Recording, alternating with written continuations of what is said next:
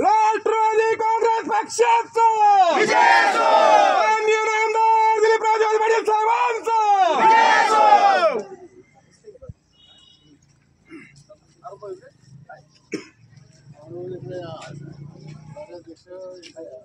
राष्ट्रवादी काँग्रेस पक्षाचा माननीय आमदार दिलीपराव पाटील साहेबांचा लोकप्रिय खासदार माननीय पाटील साहेबांचा नामदार दिलीपरावजी वळसे पाटलांचा नामदार दिलीपरावजी वळसे पाटलांचा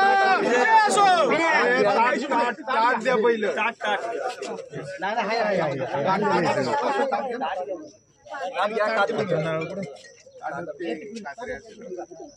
राष्ट्रवादी काँग्रेस पक्षाचा माननीय आमदार दिलीपराव पाटील साहेबांचा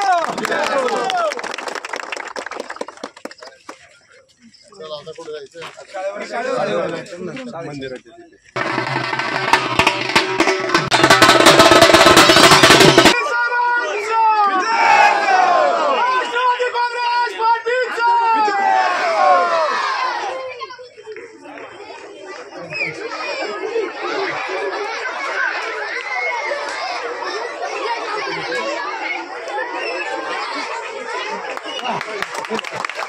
माननीय आमदार दिलीपराव पाटील साहेबांचा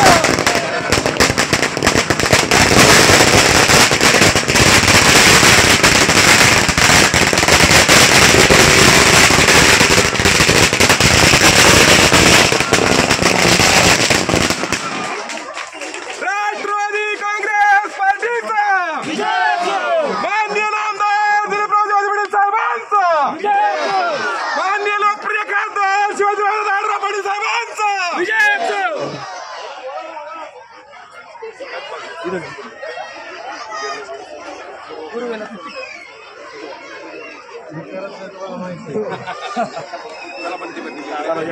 काका या इकडे चला काका या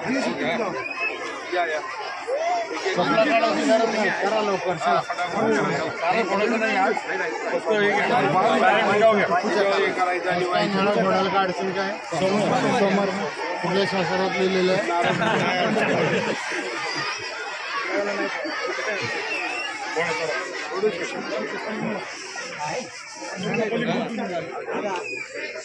माननीय आमदार दिलीपराव पाटील साहेबांचा राष्ट्रवादी काँग्रेस पक्षाचा लोकप्रिय खासदार शिवाजीराव पाटील साहेबांचा काका एक काम करा एका लहान मुलीला बोलवा तिच्या हस्ते उद्या पाच मुलींना बोलवा दोन मुलं आणि दोन मुली मुलांमध्ये सुद्धा त्यांना उभं करा ना हो माळीबा ताट बाजूला का दोन्ही पण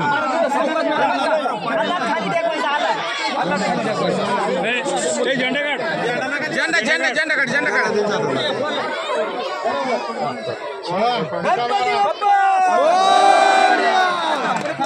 झेंडा उंच तरी परत झेंडा उंच एक जरा कमी हा मारा खाली मारा अजून एकदा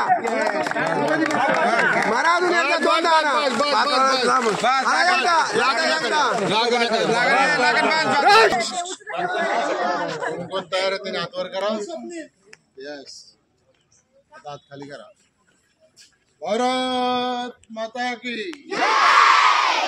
भारत माता की भारत माता की बस धन्यवाद चला धन्यवाद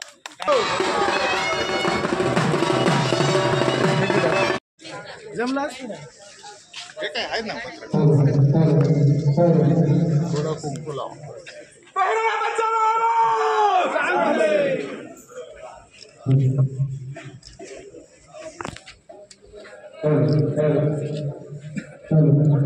ये बॉडीगार्ड कुठे गेले कुठं सगळे अध्यक्ष माग पुढे आज या ठिकाणी विविध विकास कामांचा उद्घाटन समारंभ आणि भूमिपूजन समारंभ या कार्यक्रमाच्या निमित्तानं व्यासपीठावर उपस्थित आपल्या तालुक्याचे भाग्यवान जाते आदरणीय आमदार दिलीपरावजी वळसे पाटील साहेब, त्याचप्रमाणे आपल्या तालुक्याचे अध्यक्ष आदरणीय विष्णुकाका हिंगे, कार्याध्यक्ष आदरणीय करंजकिले, त्याचप्रमाणे माजी जिल्हा परिषदेचे उपाध्यक्ष आदरणीय बंटीदादा, त्याचप्रमाणे दुसरे उपाध्यक्ष आदरणीय अरुणभाऊ गेले, त्याचप्रमाणे बाजार समितीचे सभापती आदरणीय निलेशजी स्वामी थोरात आणि जी त्याचप्रमाणे आमचे मित्र वैभव शेखुंडे ही सर्व मंडळी आज या कार्यक्रमाच्या निमित्तानं उपस्थित झालेले आहेत। आदरणीय सचिनजी पानसरे साहेब, त्याचप्रमाणे भगवानरावजी वाघ आपण देखील या कार्यक्रमाच्या निमित्तानं उपस्थित झालात। आदरणीय सुरेशरावजी वाघोळ साहेब आपण देखील या कार्यक्रमाच्या निमित्तानं आवर्जून या ठिकाणी उपस्थित झालेला आहात। सर्वांचं सहर्ष स्वागत। त्याचप्रमाणे व्यासपीठावर उपस्थित शिकवेगावच्या सरपंच सहभागी होती सीताताई पवार, उपसरपंच आदरणीय हिरामक्षर गोरडे, शिकवेगावच्या महिला अध्यक्षा, त्याचप्रमाणे तालुका महिला अध्यक्षा उपाध्यक्षा सौ संगीताताई वाहवल, त्याचप्रमाणे शिकवेगावच्या संघटक आदरणीय नवीनताई गाडवे आपण देखील या कार्यक्रमाच्या निमित्तानं उपस्थित झालेला आहे। शिकवेगावच्या सर्व सोसायटीचे संचालक, त्याचप्रमाणे ग्रामपंचायतचे सर्व सदस्य आज या ठिकाणी या कार्यक्रमाच्या निमित्तानं उपस्थित आहेत। आज या ठिकाणी अतिशय आनंद होतो की भैरवनाथ महाराजांच्या प्रांगणामध्ये या ठिकाणी भैरवनाथ जोगेश्वरी हॉलमध्ये आपण या ठिकाणी हा कार्यक्रम संपन्न करतोय। गेली कित्येक वर्ष आदरणीय नामदार साहेबांच्या मार्गदर्शनाखाली, नामदार साहेबांच्या माध्यमातून आदरणीय विवेकदादा असतील, त्याचप्रमाणे आदरणीय अरुणभाऊ असतील यांच्या मार्गदर्शनाखाली आपण या ठिकाणी समाज विकासाची कामं गेली कित्येक वर्ष सातत्याने या ठिकाणी करतोय। आज या ठिकाणी ह्या हॉलमध्ये आपण या ठिकाणी बसलोय।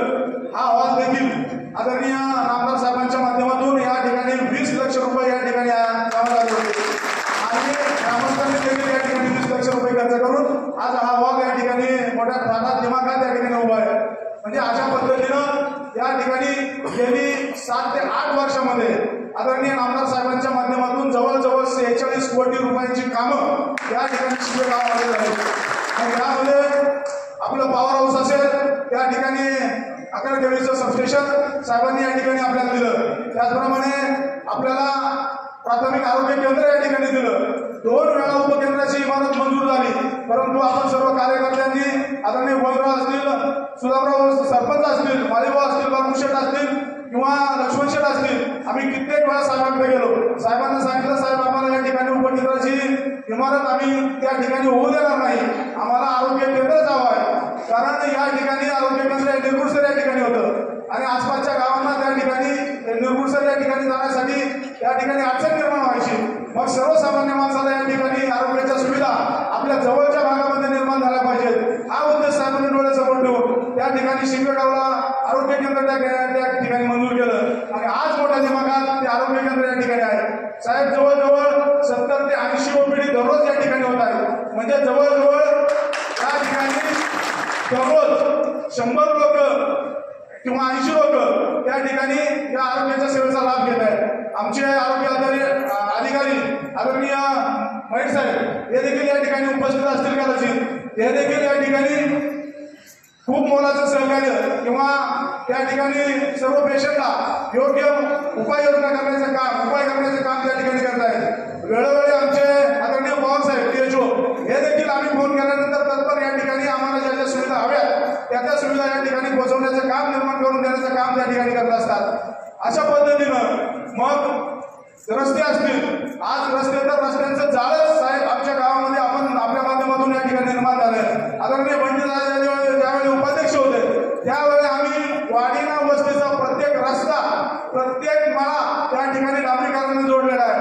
मग त्या ठिकाणी कुठल्याही मळामध्ये एखादा मळा क्वचित राहिलेला आहे, परंतु साहेब मी या ठिकाणी सांगेन की ज्या मळामध्ये त्या ठिकाणी रस्त्याची सुविधा निर्माण झालेली नाही याला कारण फक्त तिथले व्यक्तिगत लोकांचे हेवे झाले आणि लोकांनी माझा बांध तिथं म्हणून त्या ठिकाणी आपल्याला रस्ता त्या ठिकाणी करता आला नाही। 2 ठिकाणी तर आपण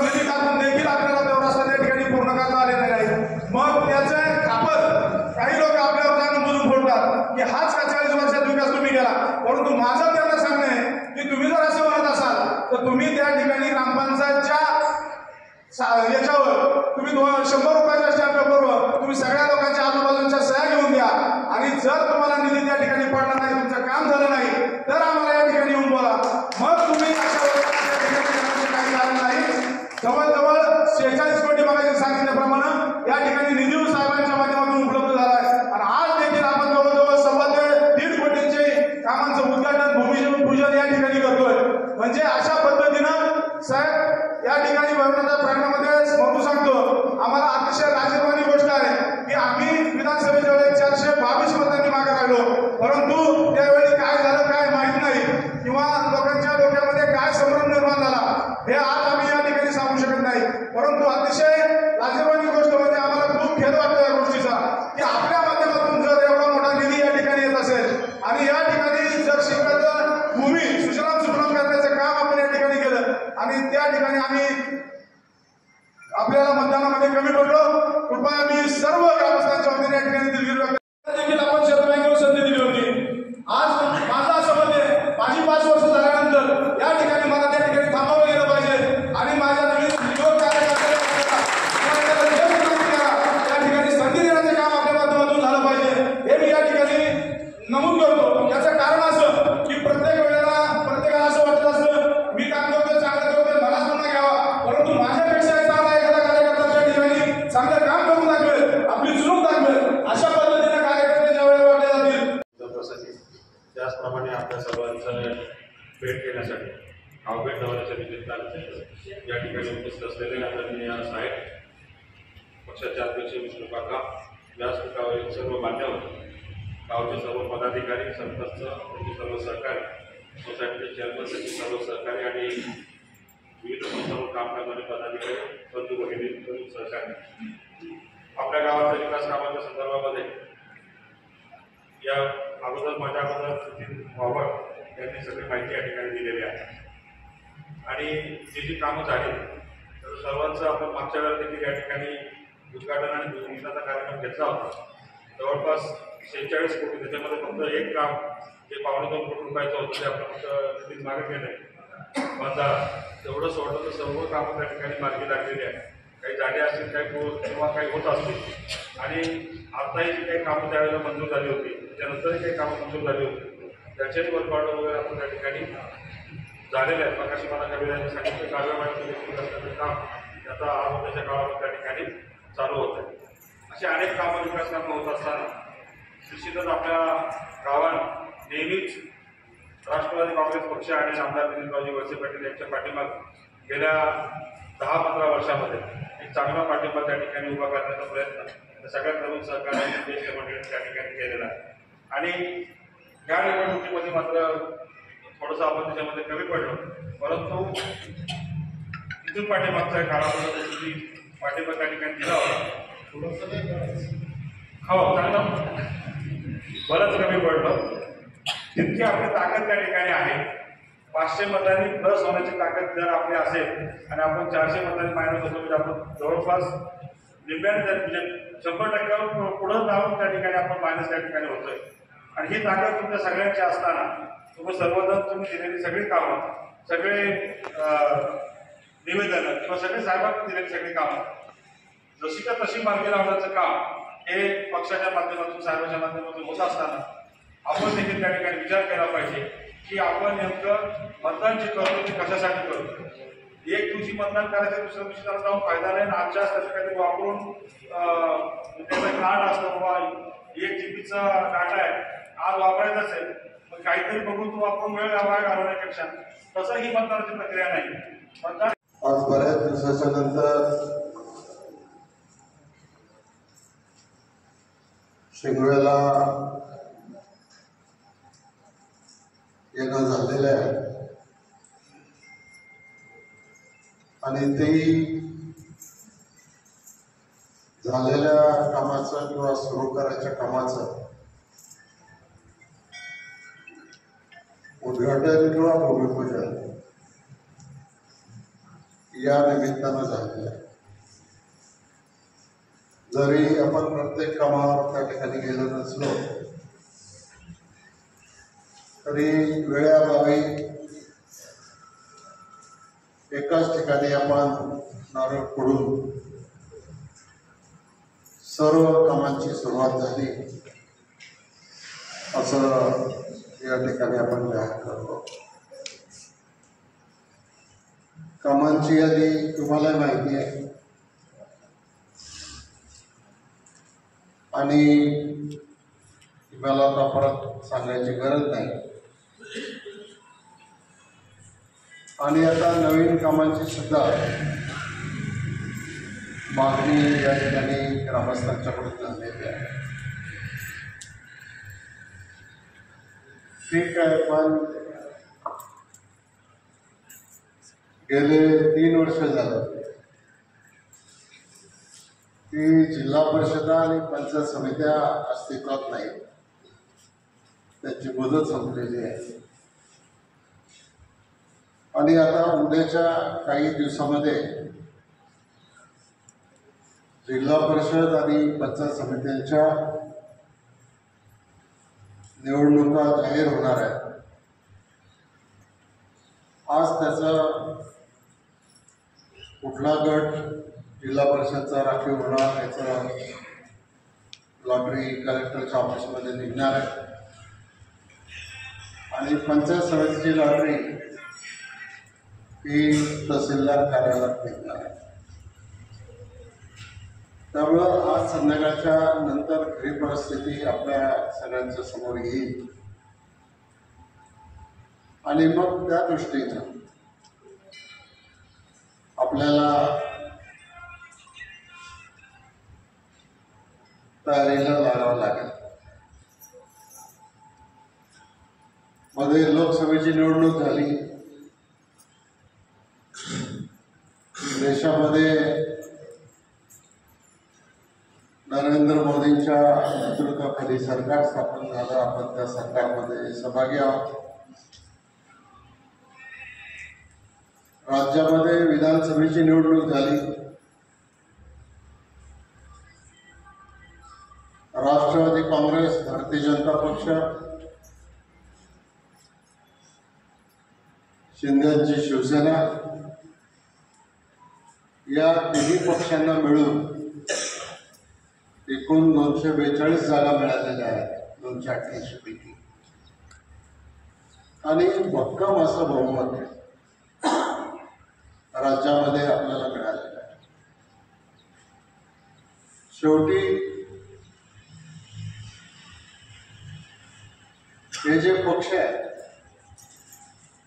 या पक्षांचं काम, त्यामुळं देशामध्ये राज्यामध्ये अनेक त्या ठिकाणी उमेदवार राहील आणि त्याला आपल्याला मतदान करायचं. जसे आपले उमेदवार राहतील तसे विरोधी पक्षाचे देखील उमेदवार राहतील. आपल्या संचालक नितीन वावळांनी कामाची मोठी यादी इथे सांगितली. बंटी पाटलांनी कामाची यादी सांगितली आणि ही जी सगळी कामं झाली ही कामं केवळ तुम्ही सगळ्यांनी वर्षानुवर्ष पाठिंबा मला दिला किंवा शिवाजीरावांना दिला. मला आता या वेळेला 8व्यांदा निवडून दिलं या तालुक्यातल्या जनतेने. 15 वर्ष मी मंत्री राहिलो, 5 वर्ष विधानसभेचा अध्यक्ष राहिलो. सरकारचं काम करत असताना, पक्षाचं काम करत असताना आपल्या तालुक्याकडे दुर्लक्ष होता कामा नये. आपल्या तालुक्यातल्या लोकांचं जीवनमान सुधारलं पाहिजे. याच्यासाठी मग धरणापासून तर कालव्यापासून तर बंधाऱ्यापासून, विजेच्या केंद्रापासून तर आरोग्य केंद्रापासून तर अनेक गोष्टी आपण केल्या. आता हे खरं आहे, जर कोणी म्हणत असेल आम्ही काही त्यांच्या शेतात पाणी पाणी भरायला आलो होता का? नाही, आम्ही नाही पाणी भरायला आलो. पण जी काही सत्ता मिळाली त्या सत्तेतून शिंगव्याला सबस्टेशन पाहिजे. कदाचित तुम्ही मला जी ताकद दिली, पक्षाने मला जी ताकद दिली, ती ताकद नसती तर कदाचित सबस्टेशन, कदाचित तुमचं आरोग्य केंद्र, कदाचित तुमची बाकीची कामं करता आली नसती. आज आपला सगळा तालुका बागायत झालाय. आज आपण साखर कारखाना काढला, शेतकऱ्याला चांगला भाव आपण देतो. आज आपण पुणे जिल्हा बँकेच्या माध्यमातून शेतकऱ्यांना जे पीक कर्ज द्यावं लागतं ते पीक कर्ज 0% व्याजदराने देतो. आणि जिथं जिथं शक्य होईल तिथं तिथं शेतकरी असेल, कामगार असेल, बलुतेदार असेल, तरुण असेल, मागासवर्गीय असेल, आदिवासी असेल, या सगळ्या वर्गाला स्वतःच्या पायावर उभं करण्याच्यासाठी आपण प्रयत्न करतोय आणि त्याच्यासाठीच प्रयत्न आपला हा राहिलेला आहे. पण बऱ्याच वेळेला असं घडतं की काहीतरी फेरा येतो, काय म्हणतात, काहीतरी फेराच ना म्हणत असतो फेरा. आता फेरा येतो आणि त्याच्यामध्ये थोडीफार आपली गल्लत होती. आणि म्हणून कालच्या लोकसभेच्या निवडणुकीत आपल्या शिंगवे गावाने आढळरावला 300 मतांनी मागे घेतला. आणि एवढी कामं करून सुद्धा विधानसभेच्या निवडणुकीमध्ये तुम्ही मला 400 मतांनी मागे ठेवला. काय माझं चुकलं होतं मला तरी कळलं नाही. तुमच्या कोणाच्या लक्षात आलं असेल तर आज नाही तर कधीतरी मला भेटून सांगा किंवा तुमचं अमुक चुकलं म्हणून आम्ही असं मतदान केलं. पण ठीक आहे, तरी तुम्ही वेळा सांगितलं तुमच्यातले काही लोक असतील उपस्थित की आता झालं गेलं गंगेला मिळा. आमचा ना तर तुमचा राग आहे, आमची कुठली नाराजी नाही. ठीक आहे, 60,000 मतांनी निवडून आलो काय, 1500 मतांनी निवडून आलो काय, पण शेवटी आज सरकारमध्ये सत्तारूढ पक्षामध्ये असल्यामुळंच आज आपण ही सगळी चांगली कामं करू शकतो. ही खरी ताकद आहे आणि ही ताकद तुम्ही समजून घेतली पाहिजे. आता समजा उद्या जिल्हा परिषदच्या निवडणुका लागल्या, जिल्ह्यामध्ये आपली राष्ट्रवादी काँग्रेस पक्षाची ताकद आहे. गेले अनेक वर्ष जिल्हा परिषदेवर आपला राष्ट्रवादीचा झेंडा आहे आणि याही वेळेला जर आपला झेंडा त्या ठिकाणी फडकायचा असेल तर आपल्या मतदारसंघातल्या आंबेगाव मधल्या 5 जिल्हा परिषदच्या जागा आणि 39 गावातल्या 3 जिल्हा परिषदच्या जागा, या 8 जागा निवडून आणण्याच्या दृष्टिकोनातून तुम्हाला सगळ्यांना प्रयत्न केला पाहिजे. आणि त्याच्यासाठी शिंगवेकरांची जबाबदारी जास्त आहे. या पूर्व काळामध्ये तुम्हाला लोकांना आठवत असेल, संधी मिळाली त्यावेळेला याच गावामधल्या विठ्ठल मावळांच्या सारख्या एका सामान्य कार्यकर्त्याला तालुक्याचं सभापती पद पक्षाने दिलं, पंचायत समितीमध्ये अनेक वेळेला संधी दिली दुसऱ्या कार्यकर्त्यांना, शरद सहकारी बँकेमध्ये संचालक पदावर काम करायची संधी दिली, साखर कारखान्यामध्ये संचालक म्हणून काम करायची संधी दिली. जिथं शक्य होईल तिथं या गावाला संधी दिली पाहिजे ही भूमिका तुम्ही मागा, नका मागू. आम्ही बोलून लोकांना त्या ठिकाणी संधी द्यायचं काम केलेलं आहे. आता उद्या आत्ताच कोणीतरी मला वाटतं नेतेनच बोलताना बोलतात, आता जेवढे बंधारे राहिले तेवढे बंधारे करून द्या. आता बंधारे मंजूर करणार जिल्हा परिषद. 3 वर्ष जिल्हा परिषद नव्हती किंवा निवडून आलेले प्रतिनिधी नव्हते, तेव्हा आम्ही काही महत्वाच्या पदावर असल्यामुळं आम्ही सांगू तेच काम होत होतं आणि उद्या भविष्यात सुद्धा आम्ही सांगू तेच काम करत. ही जी कामं आहेत पायाभूत सुविधांची, इथं कामं होत राहतात. पण वैयक्तिक लाभाच्या अशा अनेक योजना आहेत, त्या योजना जर सर्वसामान्य माणसापर्यंत जर पोहोचवायच्या असतील तर तुमचा हक्काचा जिल्हा परिषदचा सदस्य, पंचायत समितीचा सदस्य, तालुक्याचा सभापती, तुमचा हक्काचा सभापती त्या ठिकाणी निवडून गेला पाहिजे. आणि त्यामुळं उद्याची निवडणूक ही कार्यकर्त्यांची निवडणूक आहे, तुमची निवडणूक आहे. तुमच्यापैकीच एखाद्याला त्या ठिकाणी निवडून द्यायचंय आणि त्याच कामाच्यासाठी तुम्ही सावध झाला पाहिजे. काल झाले असेल काय चूक,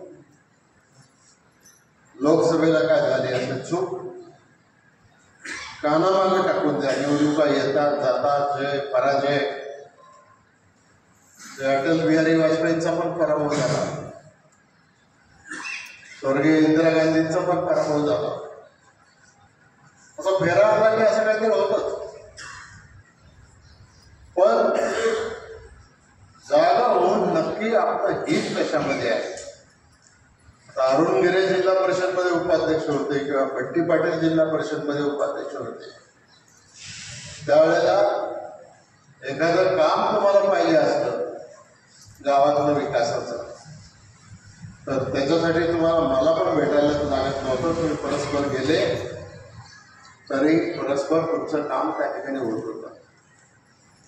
आणि हेच काम आपल्याला पुढे या ठिकाणी करायचं. आता इथं शिवस्मारकाचा प्रश्न मांडला, आणखी काय प्रश्न मांडले बरेच प्रश्न मांडले. आणखी पैसे पाहिजे तर वाढून द्या, असं करा. ठीक आहे, आपण सगळ्यांच्या दृष्टीनं एक महत्वाचा प्रश्न आहे. तर मी येताना पारगावून इतके वर्ष आलो, आता घोड नदीवर नवीन पुलाचं बांधकाम चाललंय आहे ना. कशा करता चाललंय बांधकाम?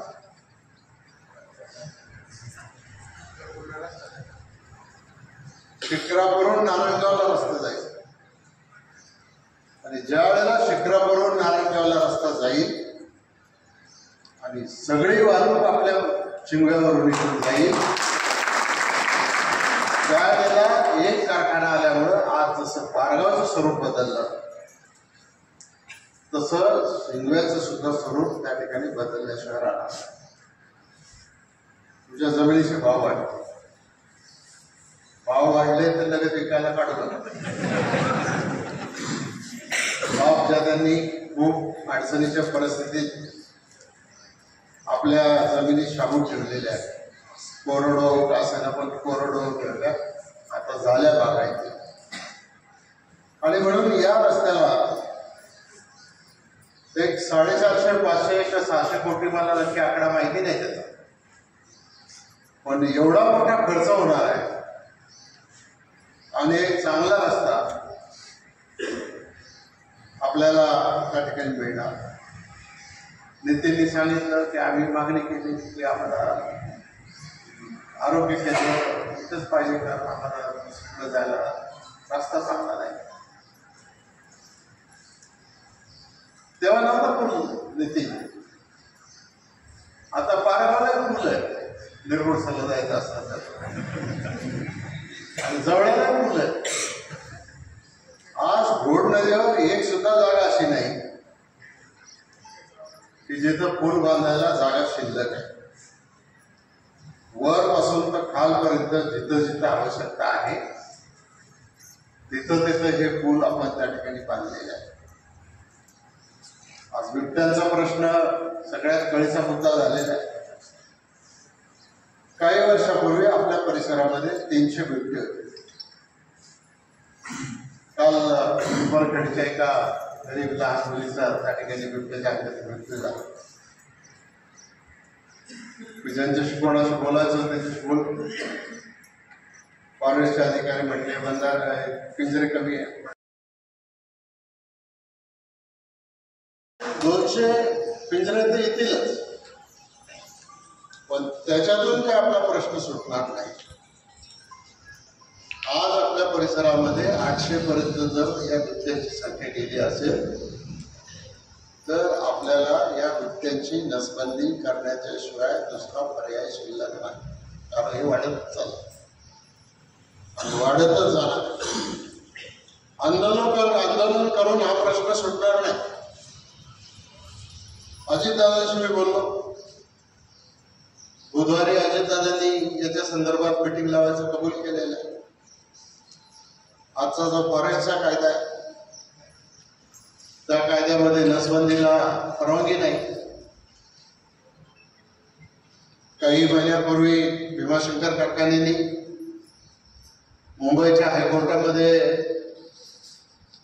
एक अपील केलेलं आहे, पब्लिक इंटरेस्ट लिटिगेशन PI, की तुम्ही केंद्र सरकारला आदेश द्या की तुमच्या कायद्यात दुरुस्ती करा, ही नसबंदी झाली पाहिजे. आणि त्याच्याही पुढे जाऊन सांगतो की बुधवारची मीटिंग झाल्याच्या नंतर मुख्यमंत्र्यांशी पण मी बोलणार आणि अजितदादा मुख्यमंत्री बोलून सगळेजण दिल्लीला जाऊन केंद्रीय वन मंत्र्यांशी चर्चा करून त्याच्यामधून हा मार्ग कसा काढता येईल हे आपल्याला त्या ठिकाणी बघायचं आहे. त्यामुळं अशा ह्या सगळ्या गोष्टी आहेत, त्या गोष्टी तुम्ही लक्षामध्ये घ्या आणि त्या सोडवायचं काम आपल्याला करायचं आहे.